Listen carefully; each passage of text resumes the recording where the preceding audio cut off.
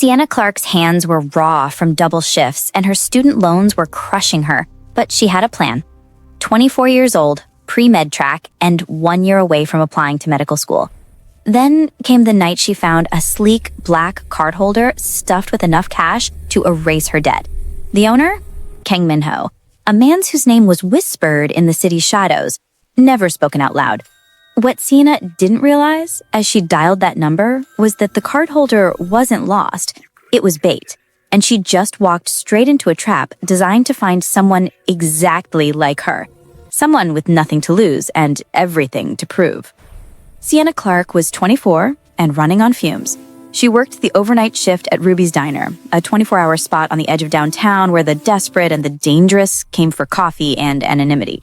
The neon sign outside flickered red and white, casting strange shadows through the large front windows, and the smell of burnt coffee and frying bacon was so embedded in the walls that Sienna could smell it on her clothes even after she got home. By day, she was grinding through her pre-med requirements at Metro University, a commuter school that didn't have the prestige of the state university, but had professors who actually cared and a biochemistry program that was producing some of the best med school applicants in the region. She wasn't chasing nursing, like so many of her classmates. She was chasing MD, the whole thing, which meant her debt was already astronomical and climbing. Every semester brought another round of loans, another stack of interest rates, another reminder that she was mortgaging her future for a dream that felt both inevitable and impossibly far away. Her dark skin showed the exhaustion in the hollows under her eyes, a tiredness that no amount of concealer could hide anymore.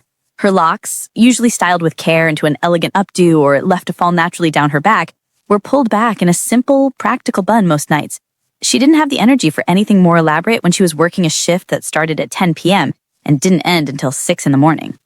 She was practical, sharp, and had learned to calculate the exact cost of every decision down to the penny. Skip the latte, save $4. Walk instead of taking the bus, save $2.50. Buy the generic textbook instead of the brand name, save $40. Every choice was a calculation, every purchase a negotiation with her future self. Her dream wasn't just a stethoscope around her neck or the right to write prescriptions. It was a white coat with her name embroidered on it, her own practice, a life where she could help people without worrying about whether she could afford to help herself first, and a world where she didn't have to choose between buying textbooks and buying groceries. That dream kept her moving even when her body begged her to stop, even when her feet ached so badly she could barely stand, even when she wanted nothing more than to crawl into bed and sleep for a week straight. It was 2:52 a.m. on a Wednesday in late October, and the diner was almost empty. The post-bar crowd had cleared out around 1, leaving behind a mess of half-eaten fries and sticky counters. Sienna was running through organic chemistry reactions in her head while wiping down tables, her mind already 3 steps ahead to her 8 a.m. lecture on metabolic pathways. She had an exam on Friday, and she was nowhere near ready. The Krebs cycle was a blur of acetyl-CoA and oxaloacetate, and she kept mixing up the order of the reactions. She needed at least 3 more hours of studying before she'd feel confident, and she had maybe 2 hours before she had to be in class. She glanced toward the corner booth, booth 9, tucked against the back wall near the kitchen entrance, where her last customer had been sitting for nearly 45 minutes. The booth had cracked red vinyl seats and a Formica table that had seen better days, but it was the most private spot in the diner, which was probably why he'd chosen it. He was impossible not to notice, even in a place like Ruby's where people came specifically not to be noticed. Mid-30s, Korean, and carrying himself like someone who didn't need to prove anything to anyone because everyone already knew who he was. Expensive charcoal suit, perfectly tailored to his frame, the kind of suit that probably cost more than Sienna made in 3 months. The fabric had a subtle sheen to it that suggested Italian wool, and it fit him like it had been made specifically for his body. His hair was styled back with precision, not a strand out of place, and his face was all sharp angles, high cheekbones that could have been carved from marble, a jaw that could cut glass, and a nose that was straight and aristocratic. But it was his eyes that made me uneasy. Dark, calculating, the kind of eyes that missed nothing and forgot even less. They were the eyes of someone who was always 3 moves ahead, always watching, always evaluating. He had ordered green tea when he first sat down, a strange choice for a diner at 2 a.m, but Sienna had learned not to question customer orders. She'd brought it to him in a chipped ceramic mug with a tea bag on the side, and he had let it steep for exactly 3 minutes before removing the bag and setting it on the saucer. Then he had let the tea go cold without drinking it, just sitting there with his hands folded on the table, staring at nothing in particular. He paid with a single crisp $100 bill, the kind that looked like it had just come from the bank, left no tip, and walked out without making eye contact or saying a word. The silence he left behind felt heavier than his presence, like the air pressure had changed when he'd departed. When Sienna moved to clear his booth, her hand bumped against something wedged between the seat cushion and the window frame. She pulled it out, expecting a phone or maybe a wallet, something that people commonly left behind. What she found was a card holder, but not the kind she was used to seeing. This wasn't leather or fabric, it was something else entirely. Carbon fiber, matte black, feather light, but unmistakably expensive. The surface had a subtle weave pattern that caught the light, and it felt almost warm to the touch, like it had absorbed the heat from its owner's pocket. The kind of thing that cost more than her monthly rent, the kind of thing that screamed money and power and a world that Sienna didn't belong to. Her stomach dropped. She knew she shouldn't open it. Every instinct told her to just set it aside and call the number if there was one. Let someone else deal with it. But curiosity got the better of her, and her fingers were already working the clasp before her brain could stop them. Inside was military precision, everything organized with an almost obsessive attention to detail. 2 slim stacks of $100 bills, maybe 30 bills in each stack, held together by a titanium money clip with Korean characters etched in it in a flowing script that looked almost artistic. The bills were sequential, she noticed, all of them crisp and new, the kind of cash that came from somewhere official, somewhere that kept records. Next to the cash was a single ID card, but it wasn't a driver's license or a state ID. It had no government seal, no hologram, no security features, just a photo and a name printed on heavy cardstock. Kang Minho, the man who'd just left, his expression in the photo like he was staring through the camera and into the soul of whoever was looking at it. His eyes in the photo were just as intense as they'd been in person, maybe even more. The address listed was in Thornhill, the kind of gated community that had its own private security force and didn't appear on Google Maps. The kind of neighborhood where houses started at $3 million and went up from there, where people had staff and drivers and lives that were completely insulated from the world Sienna inhabited. There was also a black metal card, heavier than a credit card, with a raised symbol she couldn't read etched into the surface. No bank name, no credit card company logo, no numbers or expiration date. Just the symbol, which looked vaguely Asian but could have been anything. The card felt important in a way she couldn't articulate, like it represented access to something most people didn't even know existed. $6,000, maybe more. Sienna's hands trembled as she held the card holder, her pulse pounding in her ears. That was a semester and a half of tuition. That was my car repair I'd been putting off for 3 months, the one that meant I had to park on hills so I could roll start the engine because the starter was shot. That was breathing room, real breathing room for the first time in years. That was the difference between barely surviving and actually living. She could pay off her credit cards, the ones she'd maxed out buying textbooks and lab equipment. She could buy actual groceries instead of ramen and whatever was on sale. She could stop doing mental math every time she needed to put gas in her car. But her mother's voice cut through the temptation, clear as day, as strong as if she were standing right next to her. Baby, you can't build a life on what ain't yours. You'll never sleep right. Might seem like a shortcut, but it's really just a detour to nowhere. Her mother had raised her alone after her father left, working 2 jobs to keep them in a decent neighborhood with decent schools, never taking shortcuts, never compromising her principles, even when it would have been easier. She taught Sienna that integrity wasn't something you could turn on and off depending on the situation.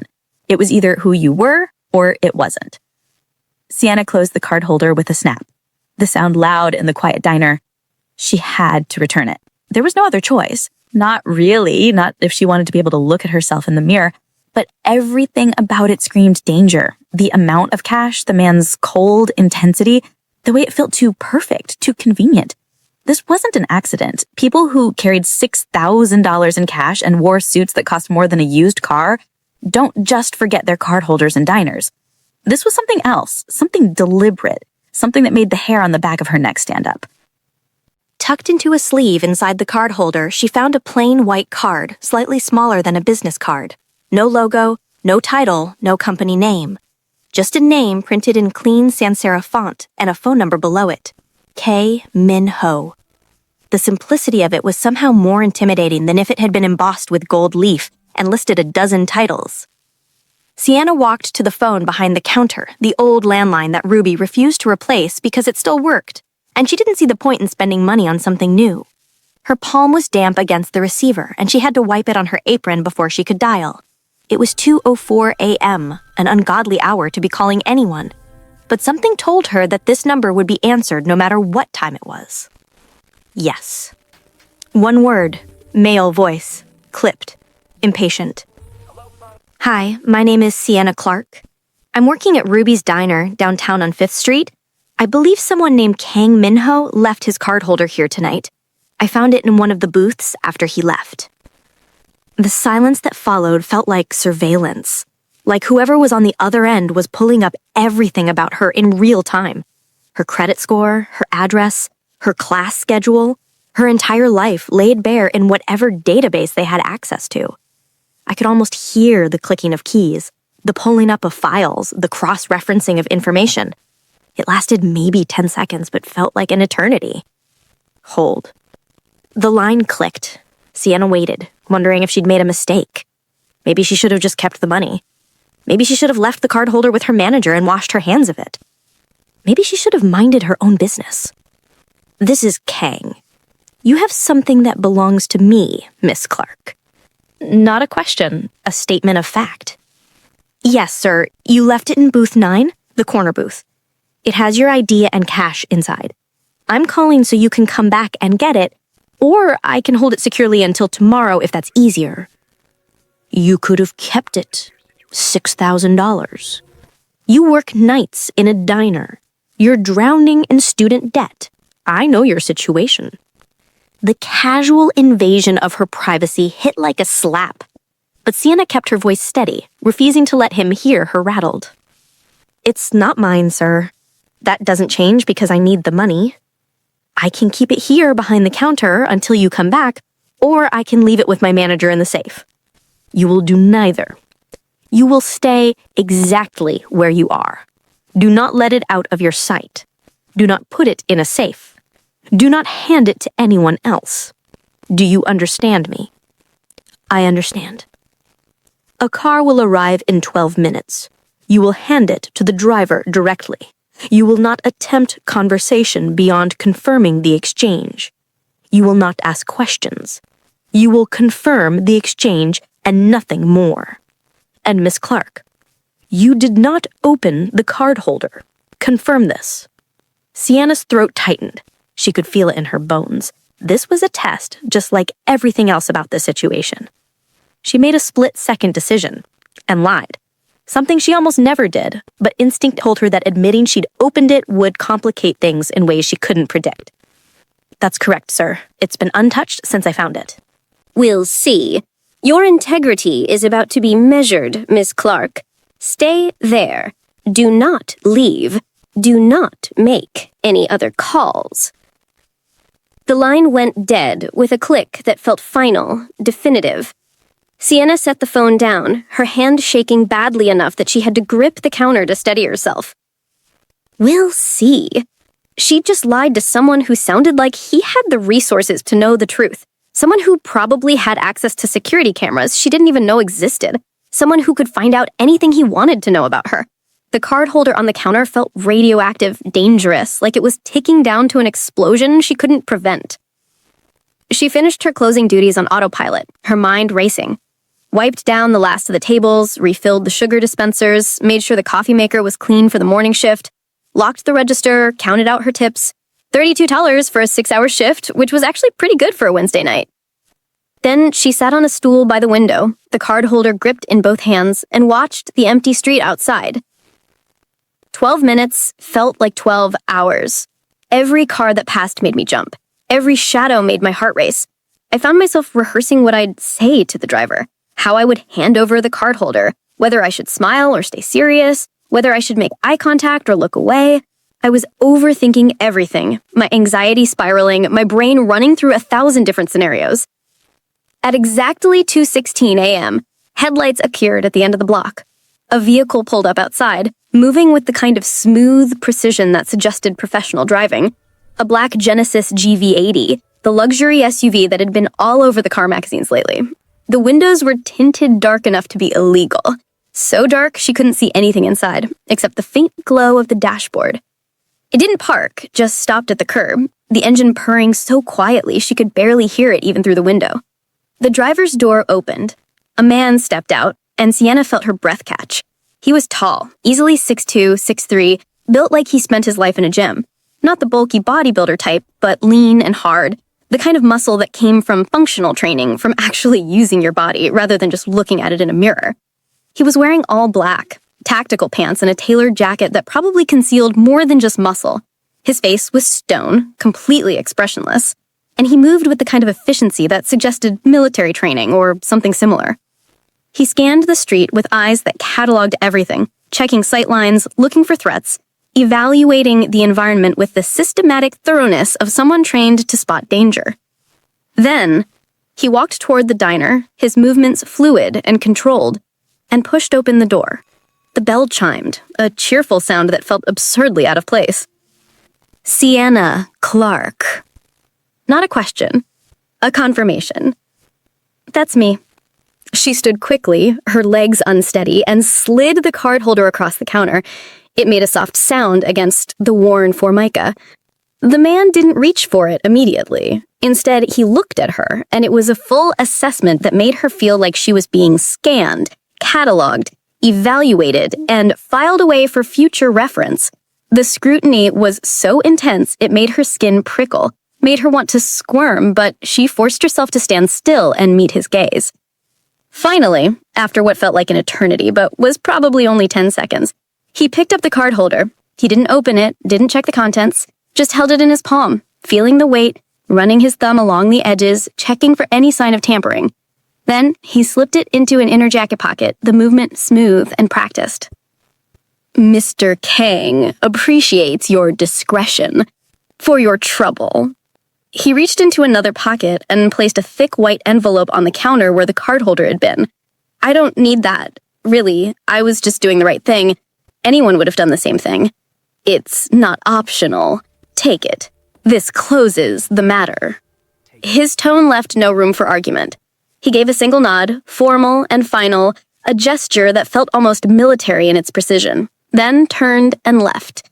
The Genesis pulled away silently, its taillights disappearing into the night. And Sienna was alone again, in the diner. She waited until the car was completely out of sight before she reached for the envelope with trembling fingers. It was heavy, too heavy to be a thank you card or a simple note. She opened it carefully, half afraid of what she'd find inside. $7,000 in sequential bills, more than she'd make in 3 months of overnight shifts. More money than she's ever held in her hands at one time. The bills were crisp and new, and they smelled faintly of ink. And underneath the money, folded carefully, was a note handwritten on heavy ivory cardstock in precise, elegant script. The handwriting was distinctive, each letter perfectly formed, the kind of penmanship that suggests old world education and discipline. Miss Clarke, you made an uncommon choice. You chose principle when profit was easier. That choice has marked you. Do not spend this immediately. Do not discuss this with anyone. You have passed initial assessment. Await contact. K.M. Sienna's legs went weak. She sat down hard on the stool, the envelope slipping from her fingers onto the counter. She hadn't just returned a card holder. She'd been evaluated, tested, observed, and apparently she'd passed some kind of examination she hadn't even known she was caking. Kang Minho wasn't just some businessman who'd forgotten his wallet. He was someone who left bait and watched to see who took it, someone who tested people's character in the most direct way possible, someone who operated in a world where loyalty and integrity were currencies more valuable than cash. The money wasn't a gift. It was the first link in a chain, the beginning of something she didn't understand but could feel pulling at her. The next 3 weeks were psychological torture. Sienna felt eyes on her everywhere she went, a constant prickling awareness that made her jumpy and paranoid. She changed her route home, taking different streets each night, doubling back randomly to see if anyone was following her. She stopped using her usual bus stop, started getting off 2 stops early and walking the extra blocks. She checked over her shoulder constantly, scanned crowds for faces that seemed too interested, looked for cars that appeared more than once. She told no one about the money or the cardholder or the strange encounter. Hiding the cash in a lockbox she kept in her closet behind winter coats and old textbooks. Spending it felt dangerous, like it would trigger something she couldn't control, like breaking a seal that was better left intact. She pushed herself harder in school, using studying as an escape, trying to bury the anxiety under organic chemistry and cellular biology and anatomy. She spent hours in the library, losing herself in textbooks and practice problems, using the concrete logic of science to crowd out the fear. But the dread never left, just settled into her bones, a constant low-level hum that colored everything she did.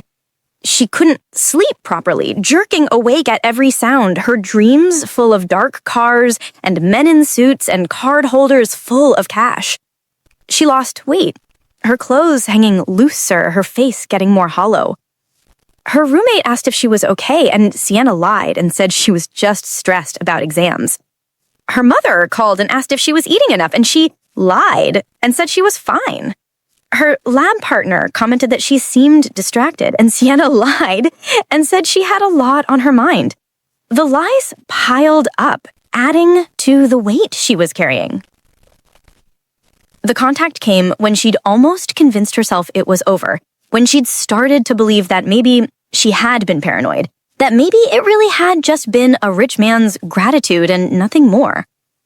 Sienna was in the university library at 10:47 p.m. on a Tuesday night, deep in the science wing on the third floor, surrounded by anatomy atlases and half-finished practice exams for her physiology class. The late-night section was nearly empty, just a handful of other students scattered across the floor, all of them in their own worlds of stress and studying. She was so absorbed in tracing neural pathways, trying to memorize the branches of the trigeminal nerve, that she didn't hear him approach. She felt it instead, a shift in the air, a change in pressure, a presence that made the hair on the back of her neck stand up. She looked up. Kang Minho was standing near the stacks, maybe 15 feet away, half in shadow. The LED lights overhead made harsh angles of his face, emphasizing his cheekbones and the strong line of his jaw.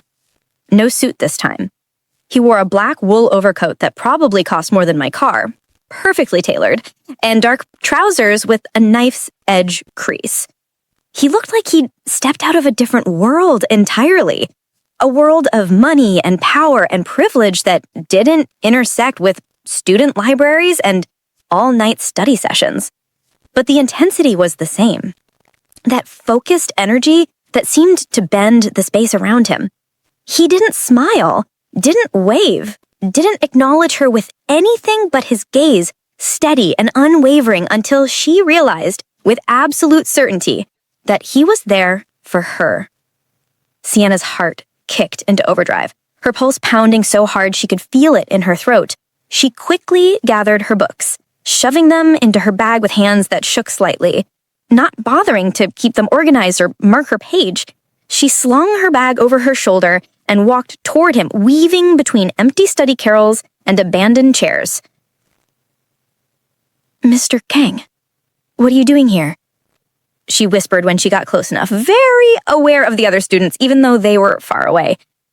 He gestured with a slight tilt of his head towards a private study room in the corner, one of the small glass-walled rooms that students could reserve for group projects.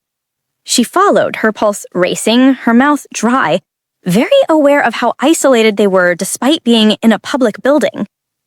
He stopped inside the small room, maybe 10 feet by 10 feet, with a table and 4 chairs, and nothing else. He didn't sit, didn't make any move to put her at ease, just stood there. His presence filling the small space, and she stood across from him feeling small despite being 5'8" and wearing boots with a slight heel. 3 weeks ago, I left that card holder in your diner deliberately. It contained operational funds and access credentials worth more than the cash you saw. I needed to identify someone in that area who could be trusted, someone who would act on principle when tested, when the easy choice was right in front of them. You, Sienna Clarke, were the only one who passed. Not with greed, with integrity. And that integrity is a rare commodity. His voice was low and controlled, pitched so it wouldn't carry beyond the room. His eyes locked on hers, dark and intense, and she felt pinned by the gaze like a butterfly under glass.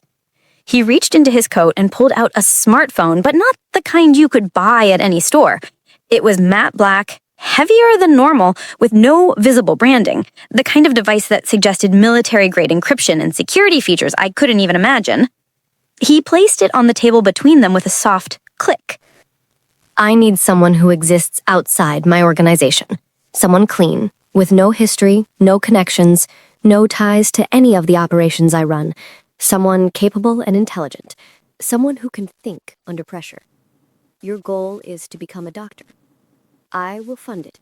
All of it. Medical school, residency, living expenses, everything. You will graduate with zero debt, and you'll be able to practice medicine wherever you want to, however you want to. Sienna stared at the phone, then back at him. Everything she wanted, everything she'd been working toward, everything she'd sacrificed for offered to her by someone who terrified her on a fundamental level. What do you want in return? Her voice was steady, stronger than she felt, and I was proud of that. Loyalty. Silence. You will be my medical resource. People in my world cannot risk hospitals or records. Emergency rooms ask questions. Doctors are mandated reporters. Insurance companies create paper trails. You will go where I send you, treat injuries, stabilize patients, and never speak of what you see. Your professionalism must be absolute. Your curiosity must not exist. You see nothing, you hear nothing, you remember nothing except what is medically necessary. His expression shifted slightly, and I thought I saw approval flicker in his eyes. He stepped closer, and his presence was overwhelming. Not threatening exactly, but intensely powerful. If you refuse, you continue as you are, struggling, drowning in debt, working overnight shifts, barely surviving. But you're free. If you accept, you walk into your future, fully funded, debt-free, and with every door open. But you belong to me, not as property, but as an asset. And if you ever betray what you see, if you ever speak to police or reporters or anyone else, your future ends. Permanently. Not as a threat, just as a fact. Decide now.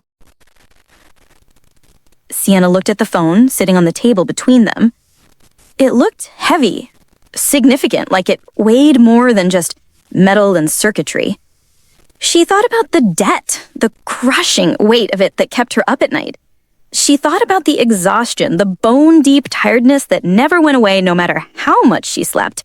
She looked into Kang Minho's eyes, dark and unreadable, and she saw no deception there. He was offering her exactly what he said, no more, no less. She picked up the phone. It was heavier than she expected, cold and solid in her palm, substantial in a way that made it feel important. I accept. The account is active. The first deposit has already been made. Enroll in your next semester's classes. Quit the diner, move to a better apartment, somewhere safe, with security. And call me Minho, Sienna. We're bound now. A faint smile touched his lips, cold and satisfied, the kind of smile that didn't reach his eyes. The intimacy of his first name on his lips felt like a brand, like he'd marked her as his in some fundamental way. He turned and walked out, his coat sweeping behind him, moving with that same fluid grace, and then he was gone, leaving her standing alone in the study room with a phone in her hand and a future she couldn't undo. Sienna quit Ruby's the next morning, going in during the day shift to turn in her notice. Her manager, a tired woman named Gloria, who had been running the diner for 20 years, looked at her like she'd grown a second head. "You're quitting? Just like that? In the middle of the semester?" I got a private scholarship. Full ride. They want me to focus on my studies, Sienna said. And technically, it was true. Gloria shook her head, but she didn't argue. Good for you, honey. You're too smart to be slinging hash anyway. When's your last shift?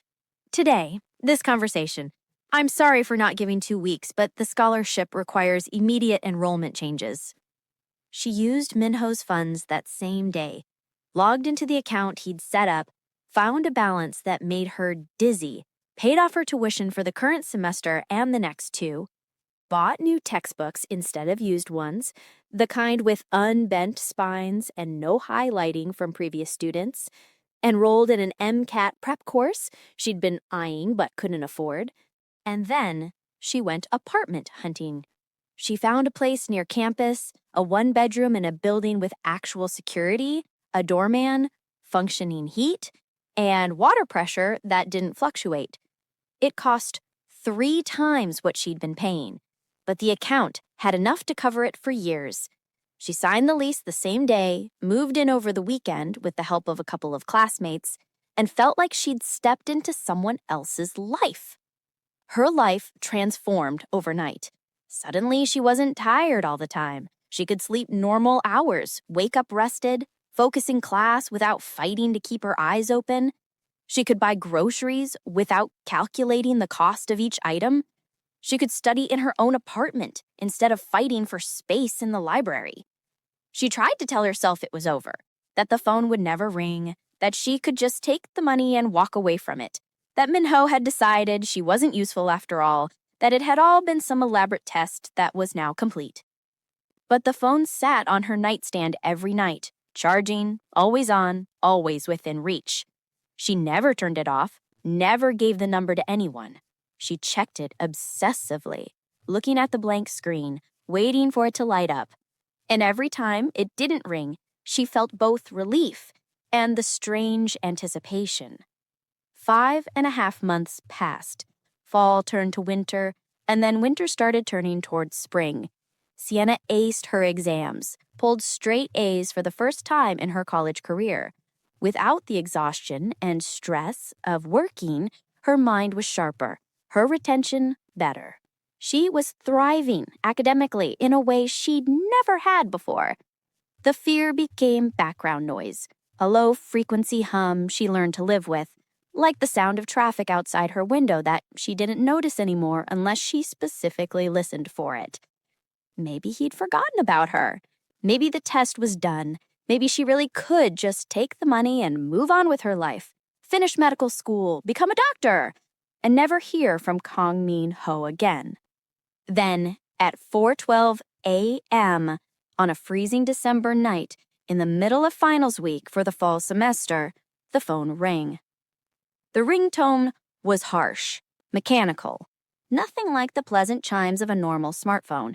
It was designed to wake you up, to cut through sleep, and demand attention impossible to ignore, even if you wanted to. Sienna woke instantly, adrenaline flooding her system like she'd been shocked. Her heart was already racing before she was fully conscious. She grabbed the phone from the nightstand, her hands shaking. Unknown caller like she'd known it would be. Hello? Sienna.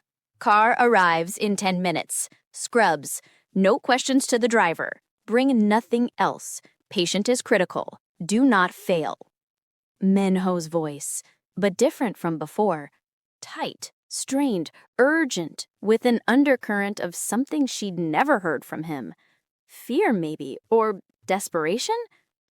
Where am I? She started to ask, already throwing off the covers, her body moving before her mind had fully processed the words.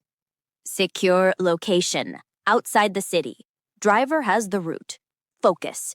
Someone's life is in your hands. Move. The last word was a command, sharp and final. The line went dead. Sienna was out of bed and moving, her body on autopilot. She'd kept a set of scrubs ready, folded neatly in her closet, like some part of her knew this call would come eventually.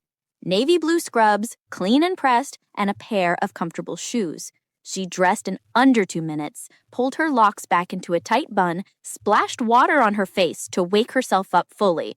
Her hands were shaking, but her mind was clear. This was it. This was what she'd agreed to. This was the price. 10 minutes later, almost to the second, she heard the sound of a car pulling up outside. She looked out her window and saw the black Genesis idling at the curb, its taillights glowing red in the darkness. Sienna grabbed her keys and her phone and ran down the stairs, not bothering with the elevator. The doorman looked at her strangely, but didn't say anything. She pushed through the front door into the freezing night air, her breath fogging, and the back door of the Genesis was already open, waiting for her. She climbed in, and the door closed behind her with a heavy thunk. The driver said nothing, didn't even look at her in the rearview mirror. The car pulled away from the curb smoothly, and they were moving, heading out of the city. The drive felt endless. They left the city proper, the lights fading behind them, replaced by darkness and the occasional streetlight on rural roads. Sienna tried to track where they were going, but after the third or fourth turn, she lost her sense of direction. They were heading north, she thought, maybe northwest, into the hills where the wealthy built their estates away from the noise and chaos of the city. The driver never spoke, never acknowledged her presence, just drove with the kind of focused precision that suggested he'd made this trip many times before. After what felt like an hour but was probably closer to 45 minutes, they turned onto a private road, unmarked and gated. The gate opened automatically as they approached, sophisticated sensors reading something in the car, and then they were winding up a long driveway through manicured grounds. Sienna caught glimpses of the estate through the windows, a sprawling structure of stone and glass that seemed to go on forever, lit by subtle landscape lighting that made it look like something from a magazine. The Genesis entered an underground garage, descending down a ramp that seemed to go deeper than necessary for a normal parking structure. The space was massive, climate-controlled, filled with vehicles that probably cost more than most people's houses. The driver pulled into a spot near an elevator, and the engine went silent. "Follow me." The first words he'd spoken. His voice was flat, professional, offering no comfort or context. Sienna followed him to the elevator, her heart pounding. They rode up in silence, the numbers on the display not making sense. They seemed to be going up to the main level, then beyond it, to what must have been a private wing. When the doors opened, she was led through a series of corridors, all of them pristine and elegantly appointed. Marble floors, crown molding, artwork that looked original and expensive. This wasn't just a house. It was a compound, a fortress, disguised as a home. They reached a wing that felt different. The decor was more clinical here, the floors a different material, everything designed for function rather than beauty. Medical wing, Sienna realized, a private medical facility built right into the estate. The driver pushed open a set of double doors, and Sienna stepped into what looked like a fully equipped surgical suite. State-of-the-art equipment, monitoring systems, surgical lights, instrument trays, everything sterile and ready. It was better equipped than some of the teaching hospitals she'd trained in. And in the center of it all, standing over a gurney, was Minho. He'd shed the overcoat. He was in black tactical pants and a fitted black shirt, the sleeves rolled up to his elbows, and there was blood on his hands, smeared across his knuckles. His face was pale in the harsh surgical lighting, his jaw tight, his eyes reflecting something she'd never seen in them before. Fear. Real, genuine fear that he wasn't bothering to hide. On the gurney was an older Korean man, maybe 60 or 65, dressed in what had once been expensive clothing, now soaked through with blood. He was unconscious, his breathing shallow and labored, his skin gray with blood loss. His chest rose and fell in an irregular rhythm that immediately set off alarm bells in Sienna's clinical mind. Knife wound, deep puncture, Left chest just lateral to the sternum. Missed the heart by centimeters, but I don't know what else it hit. Too much blood loss. He's been bleeding for over an hour. I can't take him to a hospital. Too many questions, too much attention. He's my mentor. The man who raised me when my own father wouldn't. The man who taught me everything I know. Fix this, Minho said, without preamble, his voice rough and strained. It wasn't a request. It was a plea wrapped in a command. Desperation bleeding through the authority. Sienna's fear vanished, replaced by something else entirely. Training. The countless hours of studying. The clinical rotations, the emergency room shifts she'd done as part of her advanced coursework. All of it clicked into place. Her mind shifting into a mode where emotion didn't exist and only the problem in front of her mattered. She moved to the gurney, her hands already reaching for the trauma shears on the instrument tray.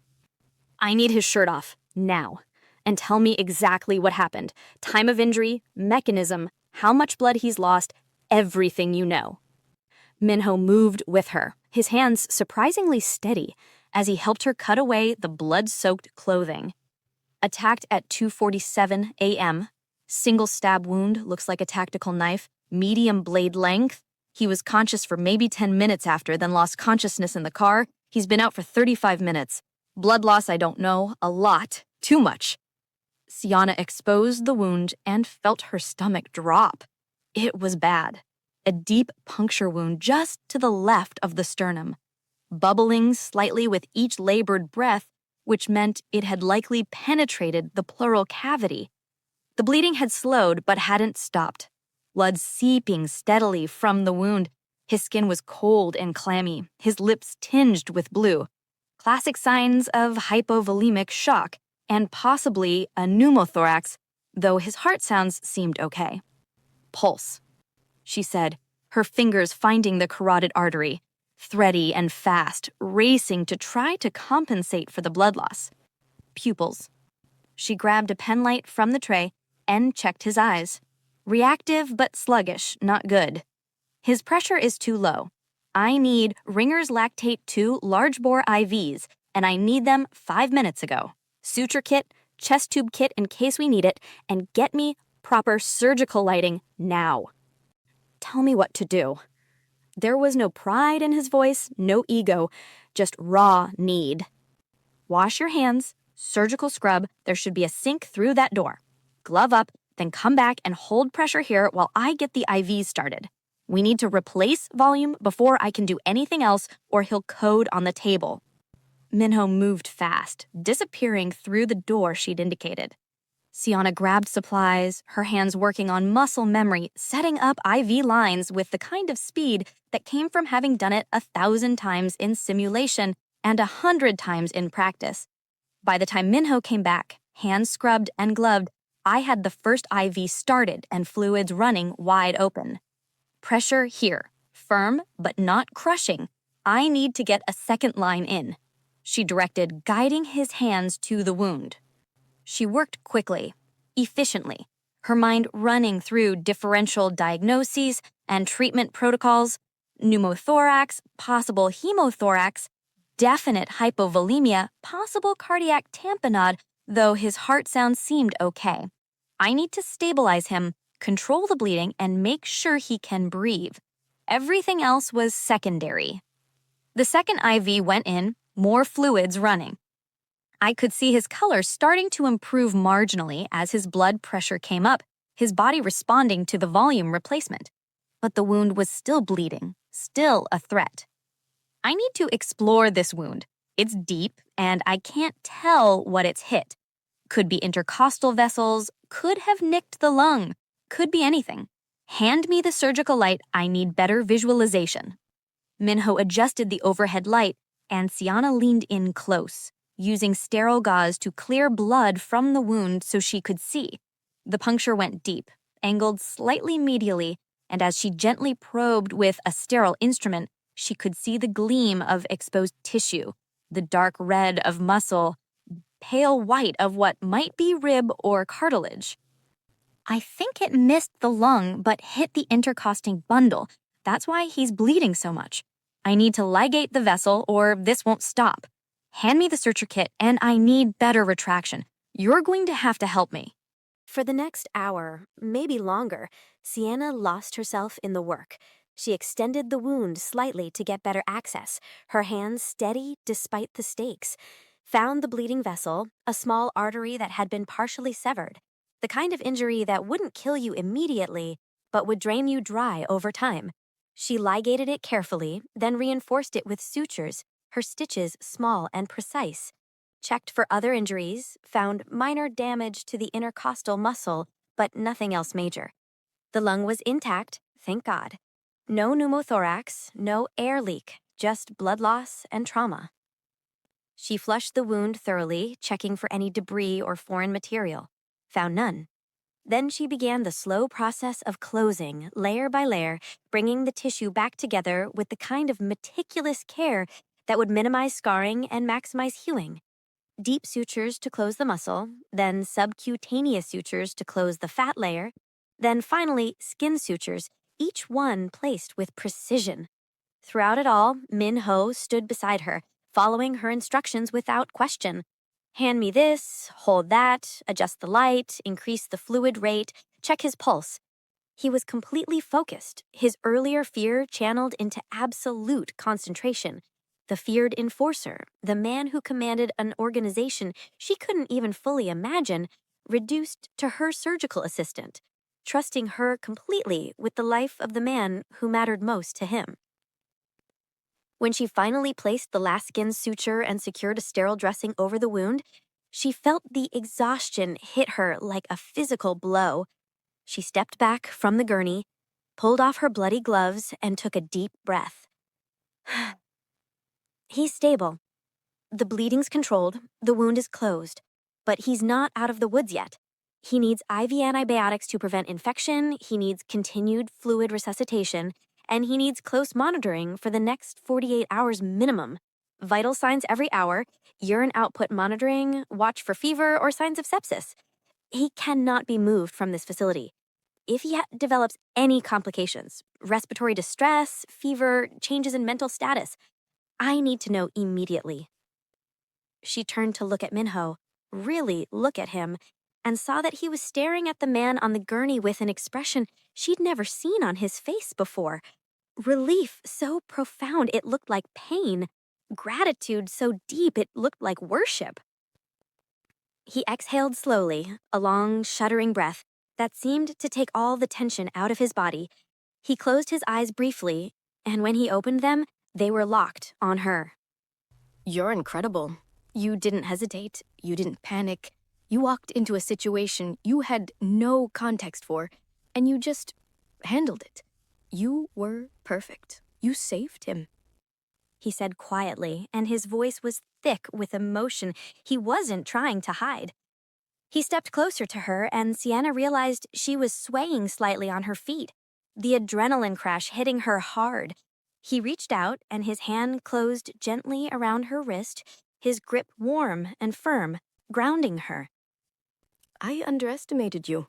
I thought you had potential, but I didn't realize you had this focus, this confidence under pressure, this ability to perform when everything is on the line. Thank you. His thumb pressed against her pulse point, feeling her heart rate. The touch felt significant, intimate, in a way that had nothing to do with medicine.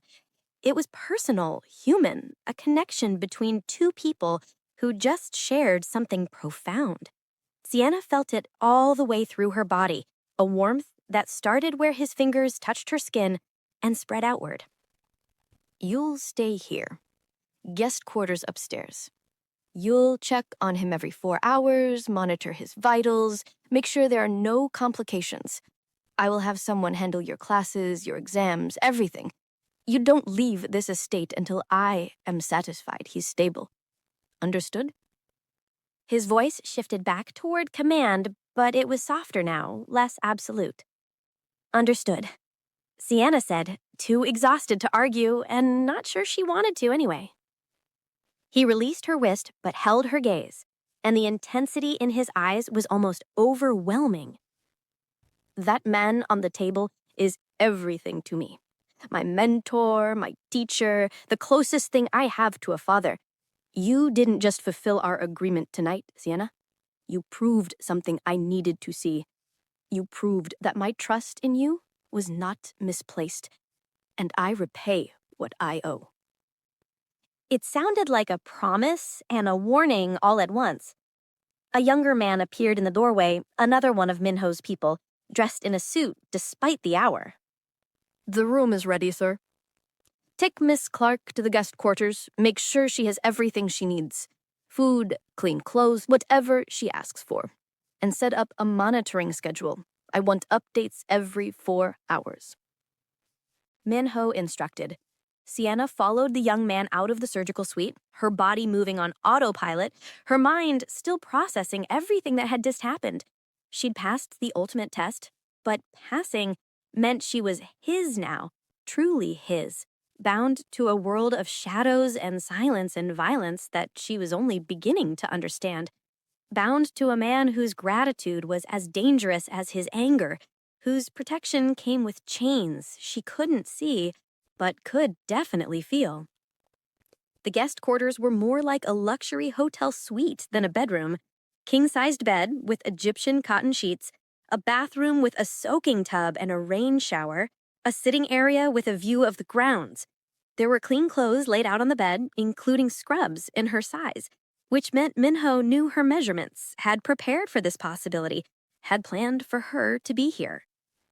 Sienna showered, washing the blood from her hands and arms, watching the water run pink and then clear. She pulled on the soft pajamas that had been provided, crawled into the impossibly comfortable bed, and was asleep before her head hit the pillow. 4 hours later, her phone alarm woke her. She dressed in the fresh scrubs, pulled her locks back, and made her way back to the medical wing. The layout was easier to navigate now that she wasn't running on pure adrenaline. Minho was still there, sitting in a chair beside the gurney, his eyes locked on his mentor's face. He looked like he hadn't moved in the entire 4 hours, hadn't slept, hadn't even blinked. When Sienna entered, his eyes shifted to her, tracking her movement across the room. She checked vitals. Pulse stronger, blood pressure stabilized, breathing easier. She checked the wound site, no signs of bleeding or infection. Checked the IV sites, both patent and functioning. Urine output good, which meant his kidneys were recovering from the shock. All positive signs. He's doing well, better than I expected, honestly. His body's responding to the treatment. If he continues like this, he should regain consciousness within the next 12 to 24 hours.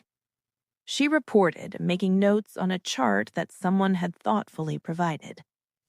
Minho nodded, and she saw some of the tension ease from his shoulders. "Thank you," he said again, and the simple words carried a weight that made her chest tight. Over the next 2 days, Sienna fell into a routine. Check vitals every 4 hours, adjust medications as needed, monitor for complications, eat meals that were brought to her room, sleep in 4-hour blocks, study from textbooks that mysteriously appeared when she mentioned she had exams coming up.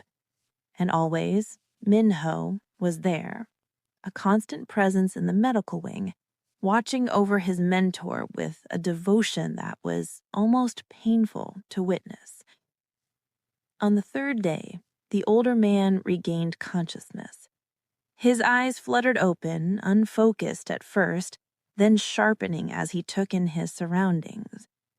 When he saw Minho sitting beside him, a small smile touched his lips. "Foolish boy, you should have let me go," he whispered in Korean as he voice weak but clear. "Never. Not when I could save you," he replied in the same language, his voice fierce.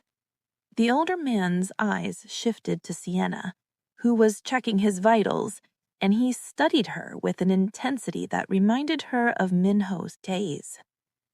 "Who is this?" "The doctor who saved your life." Sienna Clarke. She's mine. Minho said. The way he said it, the possessiveness in the word, sent a shiver through Sienna that she couldn't quite interpret. Pride? Fear? Something else. The older man smiled slightly. Then you have chosen well, Minho-ya. Hold on to this one. After another 2 days of monitoring and recovery, Sienna was finally cleared to leave. The mentor was stable, improving steadily, and Minho's regular physician could handle the follow-up care. The same Genesis took her home, but this time, Minho rode with her in the back seat. They sat in silence for most of the drive, the space between them charged with things unsaid. As they pulled up to her building, Minho finally spoke.